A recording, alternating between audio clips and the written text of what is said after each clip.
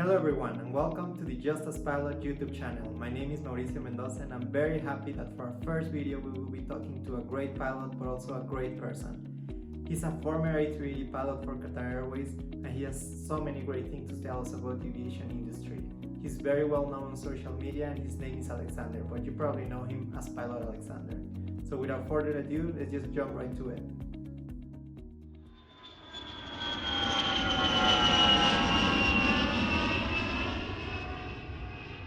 Okay, welcome everyone. Today we're here with Pilot Alexander. Welcome to our YouTube channel at Just as Pilot. We are glad to have you here today and we're looking forward to a great conversation. Okay, first allow me to thank you, both of you, for this invitation. I am really proud being with you guys, and I'm happy that I'll be the first one you are interviewing for your YouTube channel. All right, for our first question for you, Alexander, we wanted to ask you, can you walk us through your journey to becoming a pilot? What are some of the challenges that you faced? What was the most difficult part about it? What was some exciting part about it? It's a very long journey indeed to reach the position I've reached, I'd say. I started very young, and when I say very young, is perhaps 5 years old. Do you get me? To think of thinking of becoming a pilot, and I have just studied for it in my life. I have done every step I have done was to reach definitely this this objective. So I have gone through the normal, let's say, high school here in France. I have done a scientific, we have different specialties. So I've started with the scientific one, science, basically physics, math, biology, all these things. And then I have continued, I've done, which we call specialization, like mathematics, a lot of mathematics, physics. I went to engineering school. I did some IT, which is a great background. I actually love it. And after that, I joined the pilot school. Then I joined Qatar Airways, where I was actually cadet for Qatar Airways.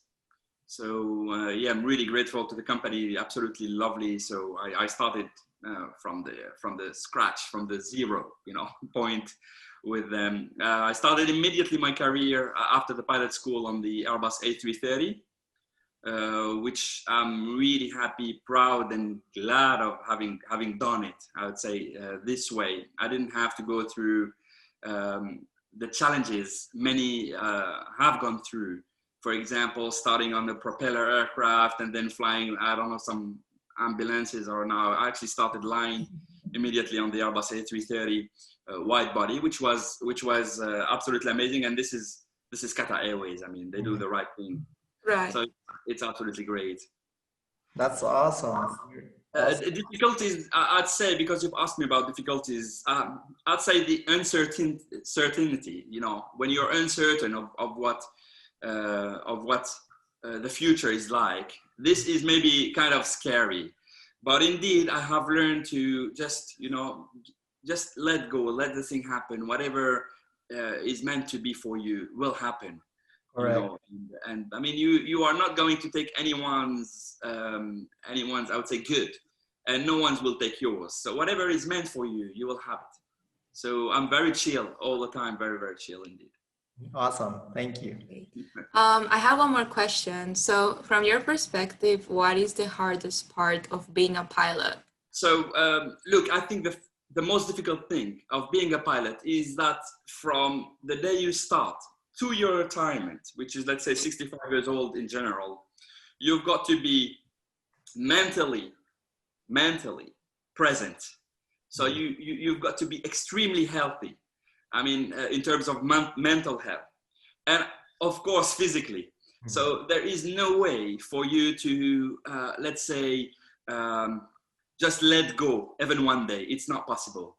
And it is one of the rarest jobs like this, where you have to be the best all your life.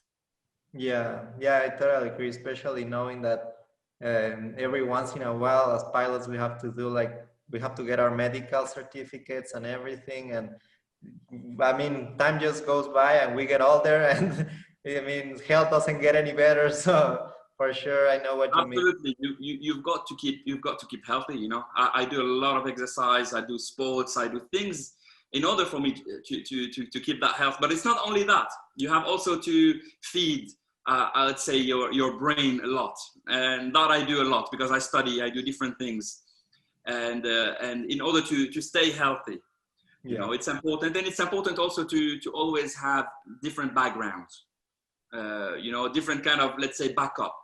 Or backups, indeed. So yeah, it's great. You never know. In aviation, everything is kind of uncertain, especially today, right? Especially now, right now. All right. The following with our next question. We wanted to ask you, what was your experience flying the A380, the largest passenger aircraft in the world? And what are your thoughts on the fact that many airlines are considering to retire it now? What a shame. So, well, I've got the call indeed from my company. It was in 2017, and they asked me if I was happy to go to the 380. At that time was an upgrade from the 330 to the 380.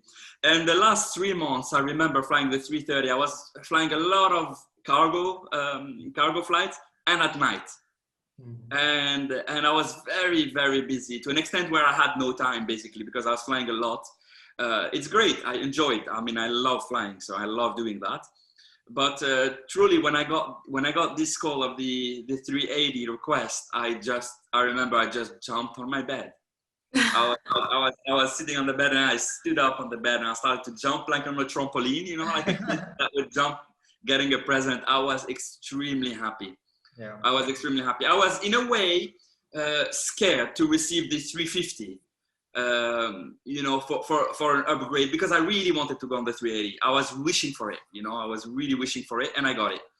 So it was amazing. It was amazing, you know, it was amazing. I mean, every bit of it, I enjoyed it, every bit of it. The training was the best.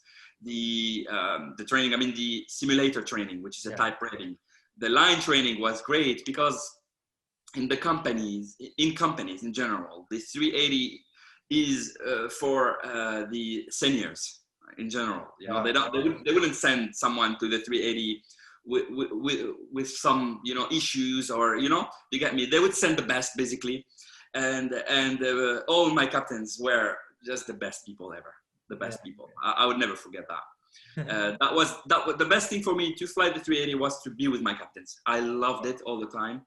The crew, from the seniors to the beginners that we had. I mean, not the beginners, but at least which we called in Qatar Airways the F2, which is the economy class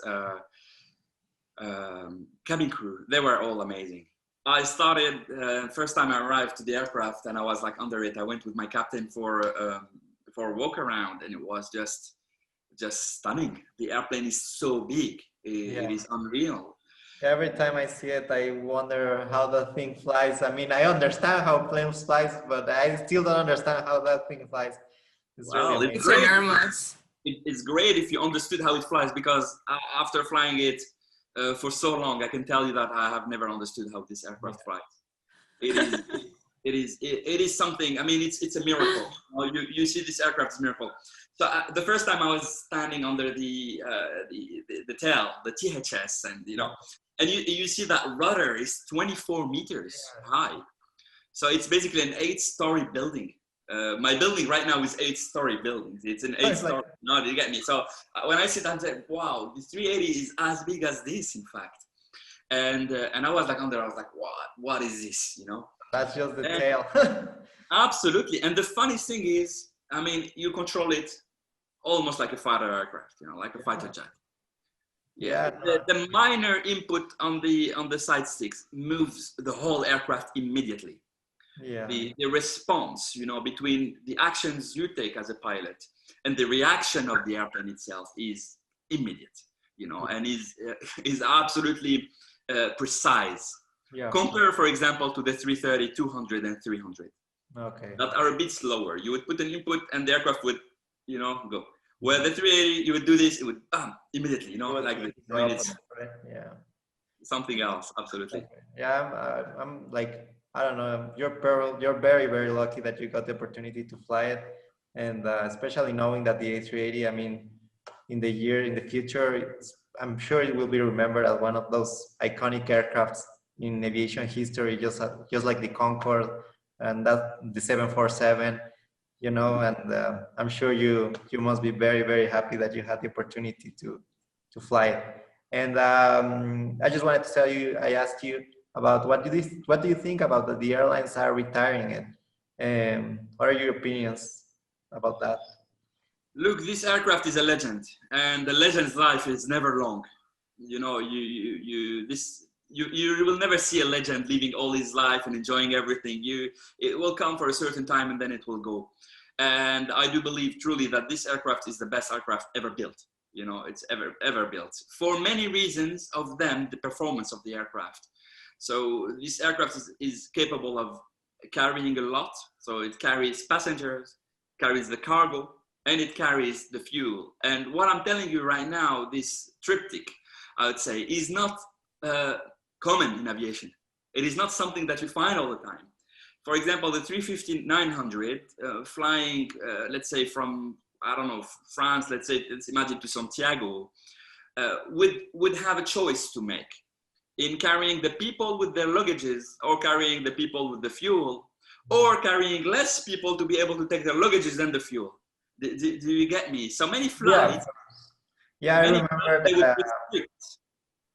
I remember, like, I went to Qatar last winter, yeah, I think, and I was flying standby on the A350, and I remember that the lady at the front desk was telling me, "Hey, like, I'm not sure if you're gonna be," because it was Miami Doha, so it was one of the longest flights. So the lady at the front desk was telling me, "Hey, I'm not sure if you're gonna be able to board today because we have to decide cargo passenger," and they were always saying that, you know.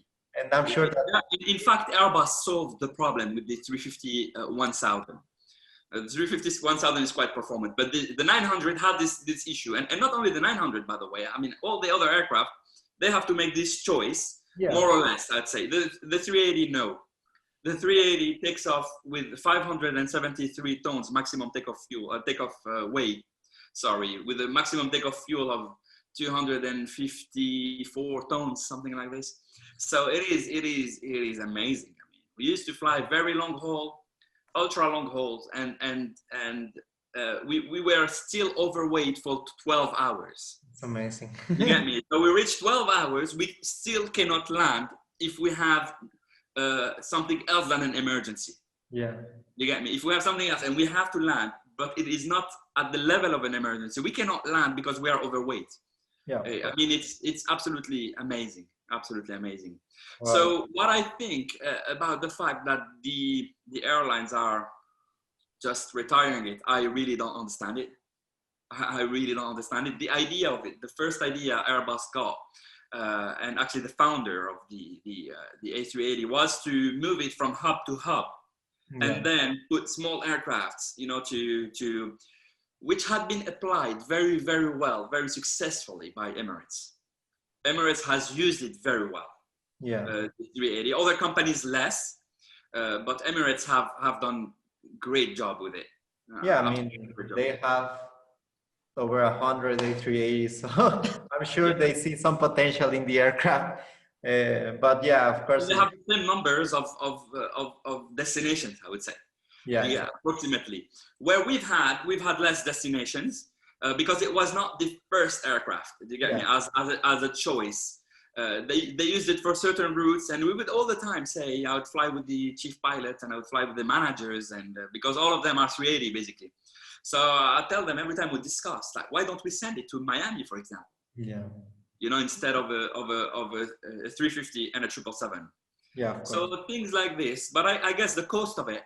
I mean, I know some things, but it is confidential. I cannot tell you everything about it, as it is company related. But basically, if you have an incident on the 380, or you have to divert, or you have to, I mean, you have anything that will keep the aircraft on the ground, you will need to move to 777. Of course. for the number of people, and it happened. Yeah. Again, so 380 is basically 2777. So imagine the cost of the emergency if you have it, or medical emergency or whatever. So I guess this is what is kind of restrictive for them. Yeah, of course, and that's probably one of the reasons why airlines are considering to, especially now that they have economic problems, they have to really take care of the money. And as you said, any problem with the A380 is 2 times the price of any normal aircraft. So yeah. Absolutely. And I've seen it and I lived it. So I know exactly what it is, how much it costs. I mean, what impact it has. I mean, just think of the amount of people you have on the aircraft. It is huge. It is huge. It can carry up to 850 passengers on a 53 passengers, actually 853 passengers on a single economy class. But usually it's used approximately between 500 and 600 passengers. But still, it is huge. Huge. Imagine hotels, airplanes, everything you have to set and organize for the people in case of anything. It's quite difficult indeed. Yeah, of course. Yeah, it is truly a my question. Yeah, so my question is, so it's well known that there was a shortage of pilots before COVID-19, right? But now it's like the complete opposite. So what are your thoughts on that, on the future? How is that going to change? Well, look, this is simple mathematics, or let's say simple statistics, or even business. You have demand and you've got supply. Yeah. So basically, before you've had a lot of demand because the industry was just booming and growing so much, and we've had almost more aircrafts in the sky than there are cars on the streets. But well, now I mean the impact of the COVID crisis has just put all the aircraft down. Basically, that's it. So all the pilots are out. I mean, at least a lot of them. And I've got a lot of friends that have been let go by their companies. Yeah, absolutely. So now there is more supply than demand. It's basic. Yeah. But do you think it will be? How long? Yeah. Yeah. Do you think it will get, like, the demand will get higher again? How's that gonna change? Like, what do you think in the future? Look, I cannot. People be a pilot or not? You want to be a pilot? This is what you're saying? No, I'm asking that. Should someone that wants to be a pilot study to be a pilot and get their licenses, or should they consider another career? And that's kind of like our following question. We wanted to ask you, like, going off of this, we wanted to ask you, like, what would you tell a young aspiring pilot right now? What would you tell him? What would you advise him or advise her? Or not, like, to do or not to do. Like, they're not sure anymore if it's a good idea to become a pilot anymore. So what would you tell them? Okay, so you've asked many questions here. The first one that you've said is, what do I think about it? I really cannot guess. I really cannot guess. And what I'm seeing right now, what I'm observing, is that it's becoming worse and worse every day.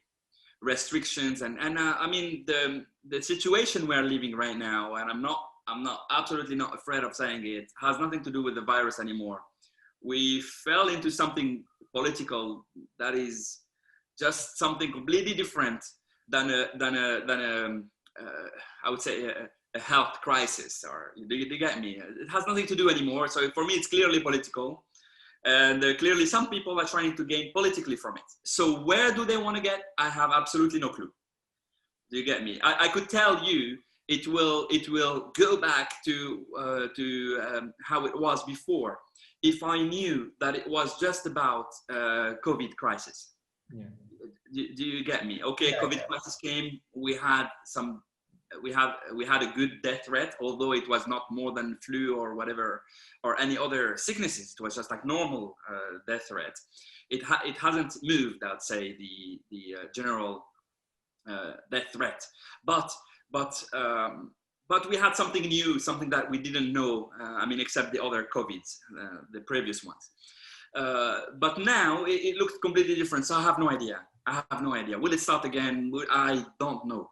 Really, I don't know. I'm sorry about this. I cannot. No, it's okay. It's very uncertain times.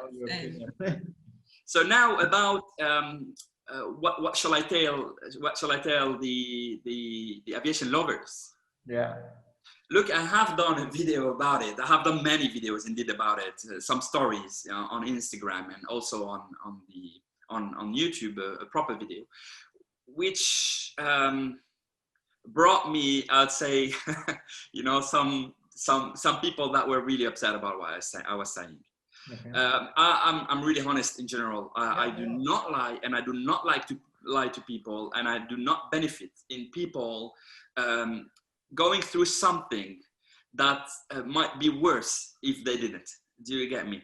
So personally, I would recommend during this period right now that we are living to do something else. Do something else. Go for engineering, study mathematics, study physics, get an engineering degree, go for astronomy, go for whatever you feel going for, you know, go for IT. I always say IT is the future. You are at home, you work, you know, you're at home, you work. I've got a friend, he's an IT engineer. He's working from home. He's not stopping. You get me? And all of them. And you can work, you can be living in the US and work in Asia in an IT company and still be able to make your month and work perfectly. As we saw, like the world can stop, but the people who work with technology, they don't have to stop. I mean, absolutely. they don't even let their computers work, and that's one of the things I learned from this pandemic, that if there's one thing that people should learn nowadays is how to work with, like, you know, IT, computers, like social media, all that stuff, because in another dimension, I tell you, go for food. You get me? I mean, people will never stop eating. So you can stop anything. Food is always working. So these days, food and IT, go for it. I mean, do something else. Don't leave. I mean, many people get really angry or got angry when I said that. And, you know, I received even mails and calls from pilot schools, from recruitment agents, you know, people recruiting basically student pilots and aviation lovers that really want to start. They make them pay something like, let's say, $500, $1,000 to place them somewhere in a program, in a sponsorship, or just in a pilot school, private pilot school. And basically they contacted me telling me, why are you killing our business? I said, because you are killing the people. Yeah, of course. It's as simple as this. So I received serious threats. I know it's not a joke. So I would say it again without being afraid of it. Just don't study aviation now. Wait. You have time. If you didn't start, you have time. If you started, just continue, finish, do something else. Don't waste your time, which means you finish. You got your ATPL, CPL, MCC, IR, everything. You got it all. Don't wait. You are not going to get into any company right now. It is impossible. Yeah, of course. Just immediately go for a course, go for university, go do something else, go help your dad in his business, go do something else immediately. Keep yourself current. That if you started, but if you didn't, don't start. Okay. Wait. It's fine. You're not going to die. Aviation is not the end of the world, right? Yeah, totally agree. So we noticed in your Instagram bio that you have a lot of hobbies like rock climbing, music, and medicine science. So we wanted to ask you more about that. So what's that you like to do in your free time? Well, I like to do a lot of things indeed. I have studied a lot in my life. I just got recently a master in aeronautical studies just now in July, which I haven't, told anyone. But this is just to be an aeronautical consultant, which I am right now. I'm not doing only the piloting job, I'd say. I'm also a consultant for airlines and other institutions. So I do a lot of things. I studied neurology. Which is a field of medicine. I absolutely love it, and I'm continuing. This year, I have presented a program, a study to one university here in France, which is a great, one of the best university here in France, to do a master in international relations, diplomacy, and security, which I am doing right now. I'm starting it. So I'm studying. Meanwhile, I'm also, of course, being very active. I do rock climbing, and I got certificates in it, which means I can do it, let's say, professionally, kind of. And I cook, of course. That's I mean, you're French, you know. we have to cook, and I use a lot of cheese. Yeah, it's French. Awesome. Great. Thank That's you. very interesting, the neurology thing. I am a biology major and I'm planning to be a doctor. And it's very interesting, really, that you're a pilot and that you're interested in other things other than aviation itself. Well, in fact, everything is linked. After studying neurosciences, I have wrote an episode for my YouTube, video for my YouTube channel, but I haven't filmed it yet. I just didn't have the time for it because I'm so busy doing a lot of things. But I have wrote this connection between the human brain and Airbus.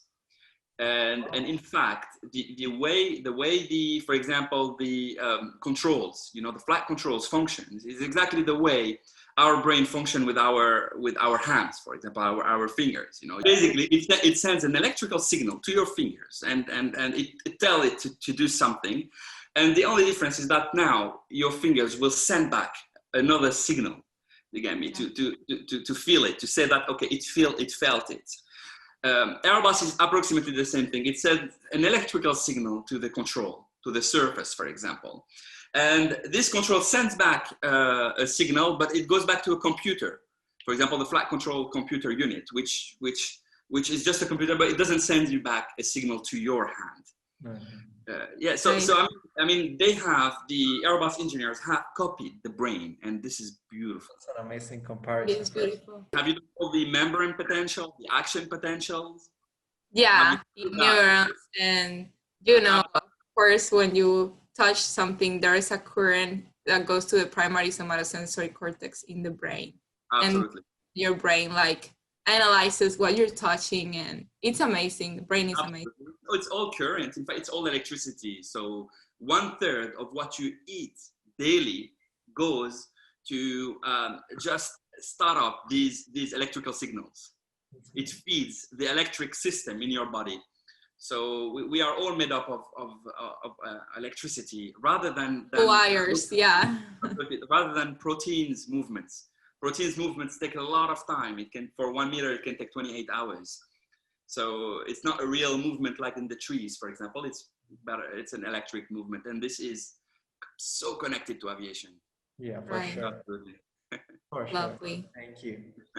That's gonna be everything for our interview, and thank you so much for taking the time to be here with us. We learn a lot from your experience, and I'm sure that our viewers will learn a lot from your experience as well. And we hope that we get the chance to speak with you again in the future. And yeah, for whoever's watching this, make sure you are subscribed to our channel and that you follow him on social media. He's on Instagram as @pilot.alexander, and he's on YouTube as Pilot Alexander. And make sure to hit the notification bell button so you don't miss any of our videos. And yeah, thank you for watching.